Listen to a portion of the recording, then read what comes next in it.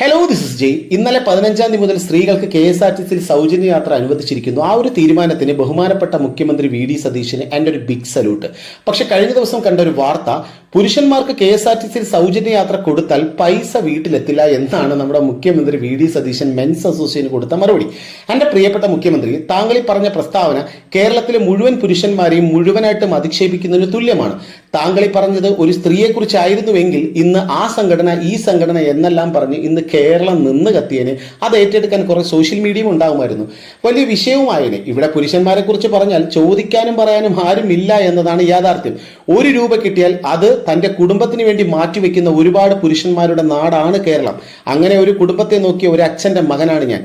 എൻ്റെ അച്ഛനെ പോലെ ഒരുപാട് കുടുംബങ്ങളെ നോക്കുന്ന ഒരുപാട് പുരുഷന്മാരുടെ നാടാണ് ഈ കേരളമെന്ന് ഞാൻ CM-നെ ഒന്ന് ഓർമ്മിപ്പിക്കുന്നു.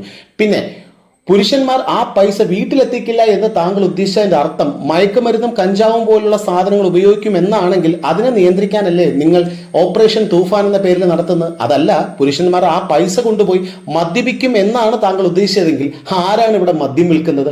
ആരാണ് ജനങ്ങൾക്ക് അത് എത്തിച്ചു കൊടുക്കുന്നത്? അത് സർക്കാരല്ലേ. പുരുഷന്മാരെ അടച്ചാക്ഷേപിക്കുന്നത് നിർത്തിയിട്ട് ഉമ്മൻചാണ്ടി സർക്കാർ ചെയ്തതുപോലെ സിവിലുകളും ബാറുകളും ആദ്യം അടച്ചുപൂട്ടാൻ നോക്ക്.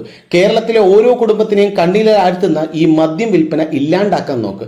ആ ഒരു കാര്യത്തിൽ ഈ കാണുന്ന ഒരു മുതലിന് എൻ്റെ ഒരു ബിഗ് സല്യൂട്ട് ഞാൻ കൊടുക്കും. തമിഴ്നാട്ടിൽ 717 മദ്യവിൽപ്പനശാലകളാണ് അടച്ചുപൂട്ടിയത് നമ്മുടെ ബഹുമാനപ്പെട്ട തമിഴ്നാട് മുഖ്യമന്ത്രി വിജയ്. താങ്കൾക്ക് എൻ്റെ ഒരു ബിഗ് സല്യൂട്ട്. പിന്നെ പ്രിയപ്പെട്ട കേരള മുഖ്യമന്ത്രി VD സതീശൻ, താങ്കളോട് എനിക്കൊന്ന് പറയാനുള്ളത്, ഇന്ന് കേരളത്തിൽ ലഹരി പദാർത്ഥങ്ങൾ ഉപയോഗിക്കുന്ന കാര്യത്തിൽ സ്ത്രീ എന്നോ പുരുഷനെന്നോ ലിംഗഭേദമൊന്നുമില്ല. 2 കൂട്ടരും ഈ സാധനം ഉപയോഗിക്കുന്നവരാണ്. അതുകൊണ്ട് പുരുഷന്മാരെ മാത്രം അടച്ചാക്ഷേപിക്കുന്നത് ഒന്ന് നിർത്താൻ നോക്കുക.